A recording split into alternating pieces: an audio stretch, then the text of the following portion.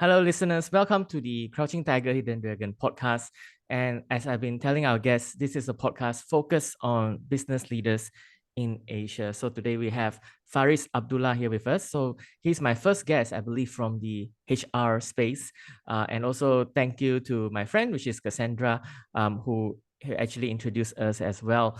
So a lot of things we want to talk about today, including like HR, tech, and payroll, etc. So I'll just introduce Fariz for a while. So Fariz Abdullah is from CXL Group, right? So it was the HR vendor of the year gold in 2020, and he is passionate about helping businesses large and small to succeed. That's why he focused on payroll processing, HR on the cloud, and also he is very experienced. He has 2 decades of immersed in HR and technology and talent management. And his goal is very simple. He wants to leverage technology to drive all manner of business transformation, particularly within the HR, payroll, and outsourcing space. Fariz, welcome to the show. Hi, Bob. Thank you very much for the kind introduction, and thank you for having me on the podcast. Thank you, Fariz. So as mentioned, there's one first question I ask all of my guests. What is your favorite Kung Fu movie? It will be Kung Fu Panda. I watch that on repeat with my son almost every other week. Yeah, it is a classic, timeless animation, Kung Fu. Do you happen to have a favorite character in Kung Fu Panda? Yes, I can't remember the name of the character now. The master actually. The Yes. Master Wu Guai. Yes, correct. Master Wu Yeah. Guai, and of course, Kung Fu Panda by Jack Black. It is Yeah. amazing, and a lot of my guests. Very patient. Yeah. A lot of my guests mentioned Kung Fu Panda. It is a very good start, and it's a good mix of Western actors with Eastern elements, Correct. Eastern culture. So it's a good introduction to to the relationship between the master and the student, and the relationship between patients, working hard, Yes. etc. Correct. A Yeah. great movie for kids nowadays. Great movie for children and also for adults as well. A lot of adults actually, like myself, love Yeah. watching it. No, one thing is you don't get bored watching it. So because it's on repeat with my son, right? So at least I don't get bored watching that scene again and again. It's fun to watch. Which one? There's a Kung Fu Panda. I think I believe more than 2 movies. Is it the first one that he watches? Yes, he actually has everything on his Plex, so he'll be like So high watching tech. yeah. So high tech. Oh, okay. I Thank you. mean, my background is tech, right? So I make sure what I have at home are all tech driven. So yeah. Yeah, it's interesting. So yeah, so watching it on repeat on his Flex. Oh, yeah, it is good. All right. So today, you are the CEO of CXL Group. That's how we got connected as well. So maybe my first question is what were the key milestones in your career that led to your your position today in HR technology? Okay, so let me tell you a bit of history about myself, right? So I'm even though I'm running a HR company, my background is always been technology, right? So I started in year 1999. Started as a network engineer for a HR based company, right? One of a MNC, global MNC. I was managing their HR. So that's where I started, right? So being at the back end, building technology, building application, building apps for them and all that. And I started falling in love with HR processes, right? So I continued being with HR related companies from there on, right? So as I was moving forward, I then joined a local consulting firm who happened to also have a HR company, right? And then from there, where the turning point came, because the local consulting company, the chairman had a very good relationship with me. And one fine day, he asked me, he said, "Hey, Faris, you have been doing this tech job for so long. Don't you want to put your foot into the business world?" So of course I said, I picked up that opportunity and I said, yeah, definitely I would love to give it a try. And if somebody is willing to guide me and help me, I would definitely want to do it. So what he did, he was kind enough, within the group, he set up a digital department. And he said, why don't you set up digital for us? Right. This is somewhere in year 20, 2010, 2012, like that. He said, why don't you set up digital for us? So I went in, I set up from scratch. So I built some a cloud-enabled platform for them, built a department to build websites and also looking at fintech, right? So that's when I started having understanding of fintech. I know it was coming into Malaysia, so I brought the fintech technology into the group and all. So I was doing that successfully for a good couple of years before they came back to me and said, you know, we are actually looking for a leader to run our HR business, but we want a leader who has a technology knowledge, right? Because we want somebody to go in and transform that company, bring in technology and transform it, but you must have the understanding of HR. So I fit very well into that particular portfolio. And that is how in 2015, I was asked to move into CXL and lead CXL into what it is today. Thank you, Fariz. Thank you for sharing your journey and how you got into HR tech. And while doing research for today's interview, I also see that you have extensive experience that you mentioned that you were part of fintech as well. So how did fintech help you in your day-to-day in your HR tech that you are part of today?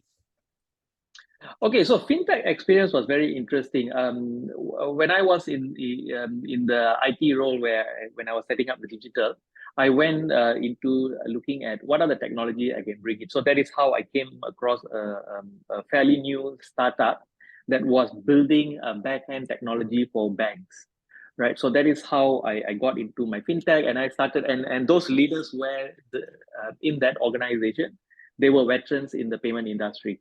So that is where I picked up all my knowledge in comes to fintech, right? So then I started relating that into what HR is, because HR also, if you realize the business we are doing, it also involves a lot of paying people money, transaction, transferring fund, and all that. And I started realizing, hey, there is actually a correlation between fintech and what a HR company is doing.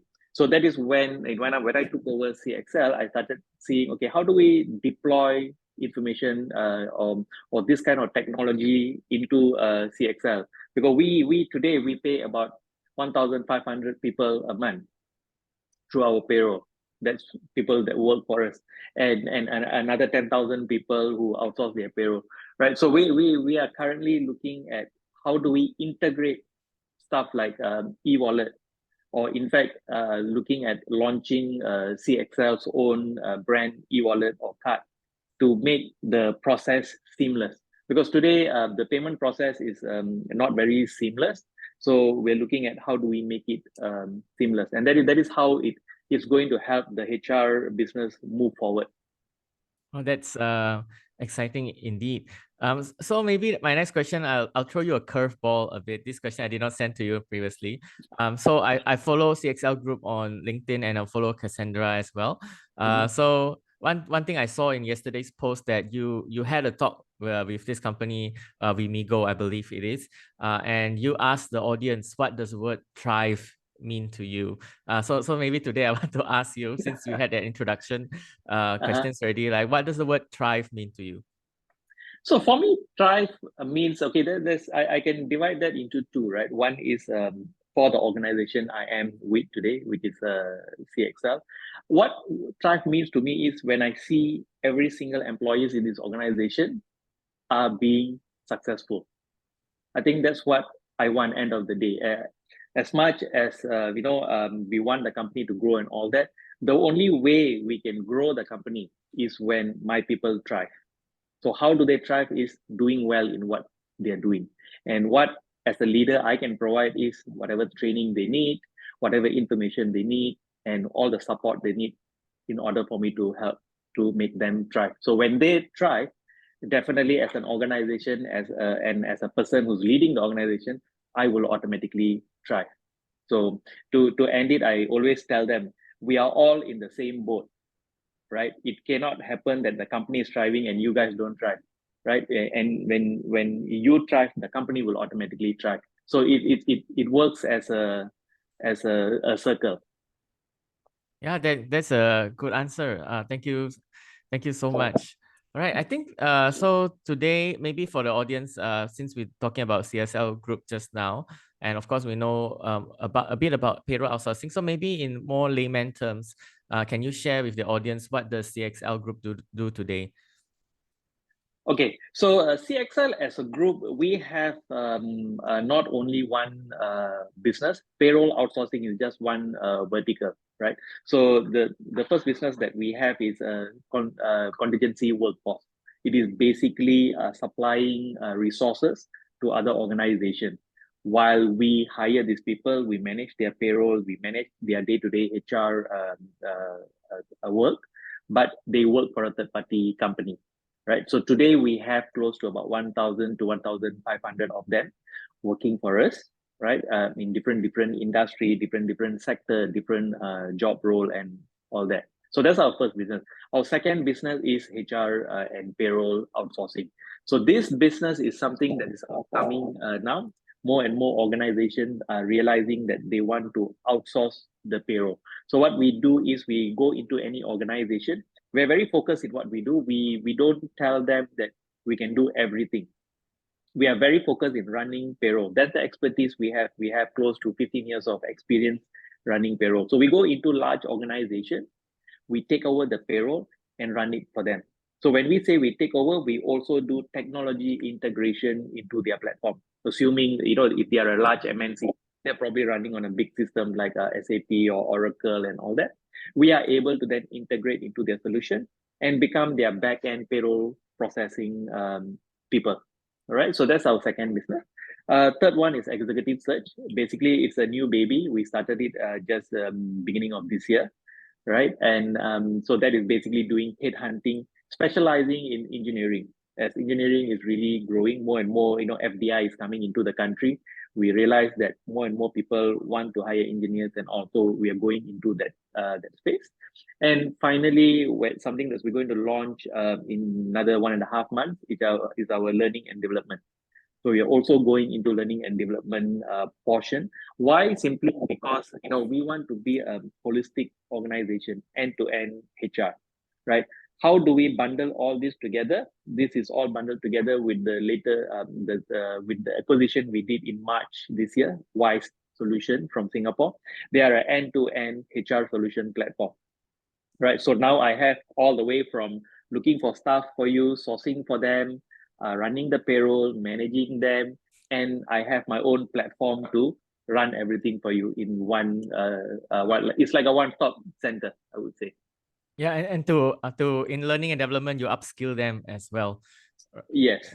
Yes, right. Yeah, thank you so much for sharing that. It seems exciting indeed. That as I've been following CXL Group's LinkedIn posts, that's why I said, oh yeah, the question I asked you about Thrive was I think a learning and development part of a learning and development exercise with that company. So yeah, maybe my next question is, like, we all know the 2 years ago we had COVID and we had the lockdowns and stuff. Yeah. So what are the shifts? So now I know you're end to end. What are the shifts you see in the industry, or what are the trends that you see in the industry since then? Okay, so actually, you see, during COVID, what happened was, most of our customers were still operating because they were the essential customers. So they were still operating. But what we saw was we were not getting any new businesses, right? So what we realized, we went back to the drawing board and discussed and said, hey, let's look at what other industry are thriving during the pandemic. The biggest was e-commerce, right? So that e-commerce was flying. So we went into e-commerce. We started supplying resources for e-commerce, right? And there were influx of people without job at that time. A lot of companies were not operating, so people were losing their job. So these guys were more than happy to come and join us to become a part-timer, to work in e-commerce like for warehousing or to do packing or to do delivery, right? So that was really thriving. That business was really flying at that for that 2 years, right? In fact, we were doing better than what we budgeted during that time during COVID. All right.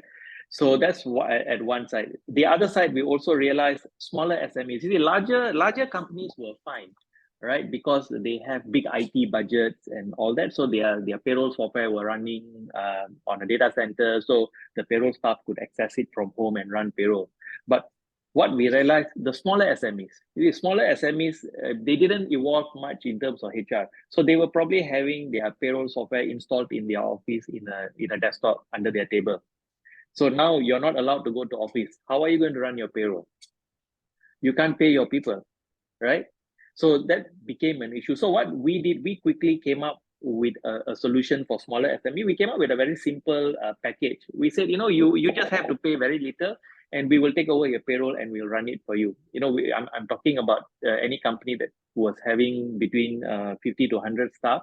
We were just charging them like 1,500 a month, where we give them the entire platform as complimentary, and we help them to run the entire payroll for them. So that's how we started helping the smaller SMEs. So before this, we were covering only larger organizations. So then we started going into the SMEs. So we pivoted a little to say that let's help them also. Let's run their payroll as well. Since we have the resources, we have platform running online, we are able to just onboard and start running. So that's something we did, and we pivoted during that whole pandemic time. Yeah. Thank you for sharing. And has it seen a change or a shift towards digitalization since then? Yes. So more and more organizations have gone into it, especially SMEs now. So because you see, our model is we don't sell the platform; we give the platform as complimentary. When you outsource your payroll to us, we actually give you the platform for free. So that automatically digitalize them, right? And SMEs are going into more and more SMEs are going into it. I think they realize the benefit of transforming their organization and digitizing their HR and the benefit they get out of it. Yeah. Thank you for sharing that. Yeah, I think there's a shift now. They realize that the importance of this. And maybe the next question I have is maybe we'll continue on the CXL part. So how does CXL position itself, right? So there are a lot of course, HR outsourcing providers out there, and HR outsourcing is also evolving. And now you're doing end to end, as we heard just now. But how do you see CXL positioning itself? So of course, one is like what I mentioned. We try to position ourselves as an end-to-end product. But if we zoom into payroll outsourcing, which is upcoming and growing rapidly. So you see what's happening today is, yeah, of course, there's a lot of payroll outsourcing organization mushrooming around in Malaysia. But what's very key is when we go and present ourselves to a client, the key question we will ask them is, you see, payroll is something very key to an organization, right? You can't miss the date, or you can't suddenly say, oh, I'm unable to process your payroll, so I can't pay you now, right? So that's going to be a disaster for your organization. So that's the question we'll usually ask this organization. There are a lot of small companies have come up in Malaysia, right? There are a lot of startups. Startups grow, but also, you take risks with startup. What happened? There are startups, they don't get funding, they close down, right? And the audience have to understand payroll is not something I can move to another vendor tomorrow, right? Because your tax calculation, your EPF calculation, all that is all tied back month to month. So you need to have the previous, say, assuming in June you're moving to a new vendor, right? You still need the data from the older vendor from January to May before you can actually calculate your June salary correctly in terms of deduction and all that, right? So that's one risk client, they should not take when it comes to payroll. Second is data security, right? Where is this data being posted? Again, when you outsource your payroll, you are actually giving very, very sensitive information to a third party, right? Your full name, your IC number, your address, how much you're earning, your EPF number, your SOCSO number. Those are all very sensitive information. So how is this data being protected? Right? If they don't protect properly, how is data being backed up? When you give them a hard copy, how is this hard copy document traveling within their organization? Is the organization properly secured? Can a third party just walk into an organization? Like, to give you an example, like in CXL, even though we got so many different businesses, our payroll business sits in a separate office.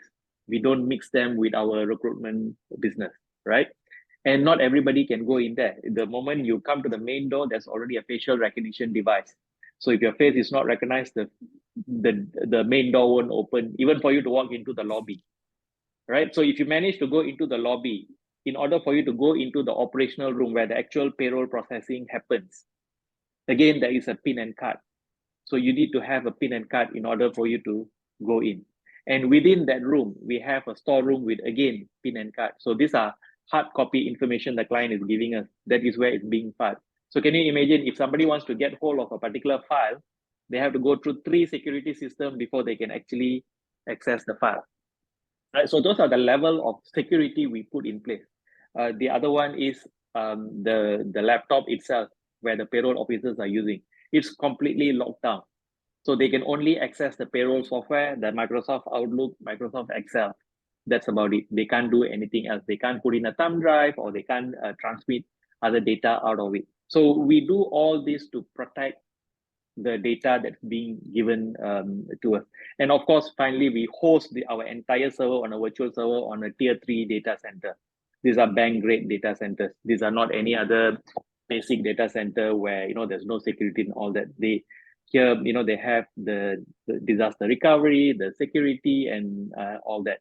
So that is how we manage our payroll, and I think that is how, when we move forward, we tell the customers, these are all the things you need to see. Yeah, sometimes somebody can sell it to you very cheap, but are they spending all this money? We are slightly expensive because I'm spending money on all this to make sure that what I'm doing for you is fully secure.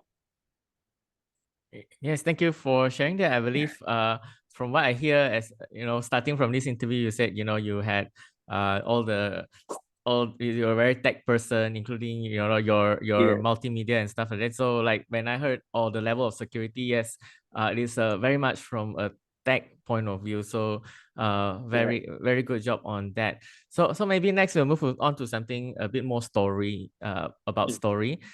So if I think the audience can follow Fariz on LinkedIn, Fariz Abdullah on LinkedIn. So one of the articles that is part of his featured section you can find is something he wrote there, and I think it's a very interesting story called Trial by Fire. And he said in that article, he said it was his biggest win, but also his most challenging trial. You don't have to go through everything, but maybe can you tell us that story in a gist? Oh yeah, so that's a very interesting client, right? So they are a large MNC based in Malaysia, right? So and we know they actually, just before COVID, maybe 1 year before COVID, they awarded the project to another large MNC, somebody to come in and take over their payroll and run, right? So we left it. We actually lost the tender. So we thought, okay, we are not there yet to service such a large MNC. So what happened? Just as couple of months before COVID, they got back to us. They said, "Hey, CXL, can we meet you? We want to discuss something with you." So we went in, and they said, "You know what? Our payroll project that we awarded to this MNC is not going very well. They're supposed to go live in 6 months, but it has been already 12 months, and they're still nowhere." Right? They can't seem to understand our complexity of our payroll, and they are not able to do it. So they asked us, if we award it to you, how soon can you go live? So we told them, based on, because we have understanding of what they were doing. So we say, yeah, but probably 6 months is something that we are able to do, right? So they asked us back, can you do it in 3 months? We say, yeah. So I came back, I spoke to my team, and my team said, yeah, we are committed. If we can go sit in their office for 3 months, just dedicate a couple of resources there, we definitely be able to get it up and running, right? So yes, they awarded the project to us. The next week, it was locked down. So we were not able to go to their office, right? So my team was like, how do we do this? And we got into a call with them and they said, hey, no, you have to do it because we are already issuing a termination. We already issued a termination letter to the other vendor. So we got no choice. So it was by miracle, everybody that was so dedicated. We were having Teams meeting every day. We set up our virtual servers for data to be transmitted up and down. Again, you see, we're talking about payroll data. So we need to make sure a proper secured environment is set up so for client to transmit the data to us and all that.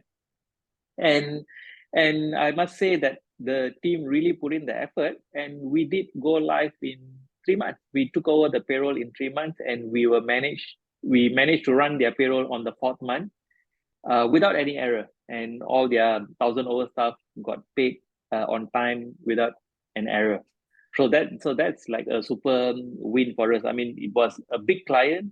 At the same time, it was really a big challenge to do it without going to the client's office because we have never done an implementation without sitting in the client's office. So this time it was 100% remote deployment of our solution, remote implementation, and remote data migration, and we went live.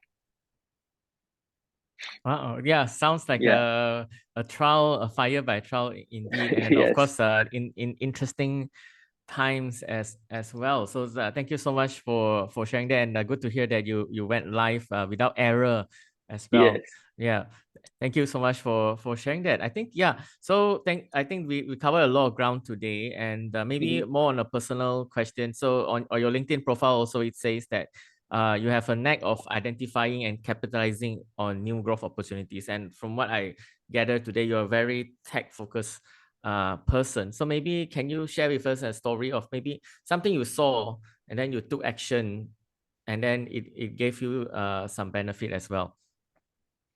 So that's yeah. So one of the reason one, right? Actually, our acquisition in Singapore, Wise Solution. So you see, so what we realized was as we were moving into the payroll outsourcing business and going after larger accounts and growing the business, one thing we realized was in the early days, I realized if you're using a third-party application, right, you're going to be always relying on a third-party people, right? So there's always an issue when it comes to support. There's always issue when it comes to customization and all that. So so what happened was the last 2 years I've already started looking because I know the business is growing. I know we will come to a point where we can't rely on a third-party vendor. We need to own the technology if we want to go big and if we want to drop the price. Because our motto is very simple. We want to be good, at the same time we want to be cheap, right? Because our expertise is running payroll. So hence 2 years ago I started the journey, and only this year in March we finally closed the deal and we own the product today, right? So that we haven't started deploying the product to our customers in Malaysia, but it is in the pipeline. So we're going to slowly migrate all our users, all our customers into our new platform, which means it's going to be more stable. It belongs to us. So no worries on it's more tight on security because data is now going to sit with us. No third party will have access to this data. It's only within CXL. The engineers are our own engineers. The software developers are our own software developers. So it gives us more grip on the platform and more grip on the data in terms of security. So that's something, yeah, I was looking forward to, and we managed to do it. Oh, thank you for sharing that. So congratulations on the acquisition as well.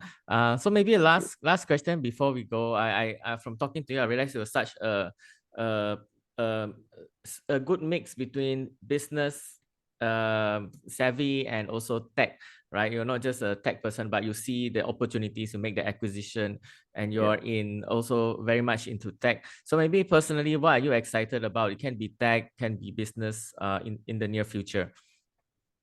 Okay, so personally, okay, one of the things, I want to bring back to the reason CXL was born, right? So CXL was not born out of wanting to make money. right? We started in 2008 when I was still part of the group as a founding member of the group. The reason why CXL was started was actually to help the unemployed graduates in Malaysia, right? That is how we started. At that time, there was a lot of issues with graduates, right? A lot of them were not getting a job somewhere between 2006 to 2008, all right? And government was spending a lot of money on these people, training them and training them and training them, but there was no outcome. The graduates were going for different training, but nothing happened to them. So that's when Career XL, CXL came in, right? And if you know today, that's something very commonly being used everywhere. Train and place, the program Train and Place. It was a model created by us for the government in 2008. So what was the model? It was a win-win model for government and for the organization. What we did was, at that time when we told the government, assuming a training is going to cost 3,000 ringgit. When we do the training, you only pay us 1,500. When we get this person a job, only then you pay me the remaining 1,500. Right? So it's a win-win. If I don't finish my job, then I don't get paid. Right? So that's something. So that's always has been in our DNA to see how do we help the country to expand the pool of workforce in Malaysia. Because you see, when an organization has a requirement to hire, right? There's only so much pool you have, right? Everybody have to go to the same pool and find someone who can fit the job. So what we wanted to do is we wanted to take this fresh graduate, train them a bit, and put them back into the pool so the pool can be widened, so more people can actually get job, right? So that's the reason why we started. And of course, throughout our journey, a lot of people started doing Train and Place and all that. So we stayed away from that for a while. But now something very exciting is happening. We have been talking to some of the GLCs and some of the organizations that we know. We are getting back into it, but we are doing something very different. We are looking at, I can't explain much because it's still under the wrap. We are still finalizing it. But definitely, this is going to help a lot of fresh graduates to get into the workforce. We are joining hand with some of the GLCs and some of the government agencies to launch this. So there's something to look out for. We should be launching it probably first quarter next year. Thank you, Fariz. I believe we have the first scoop here. So this is the first time you're sharing this Yes. in a platform as well. Thank you so much, Yeah. Fariz. And I believe you have shared a lot of insights here today on HR, tech, etc., and also sharing some stories as well. So thank you so much. I believe the audience, you can follow Fariz Abdullah on LinkedIn, and many other platforms have followed CXL Group as well. Thank you, Fariz, for being on today. Hey, thank you very much for having me on this podcast, and it was fun, chatting with you. Thank you so much. It was fun for me as Thank well. you. Thank you. Yeah, thank you very much. Thank you.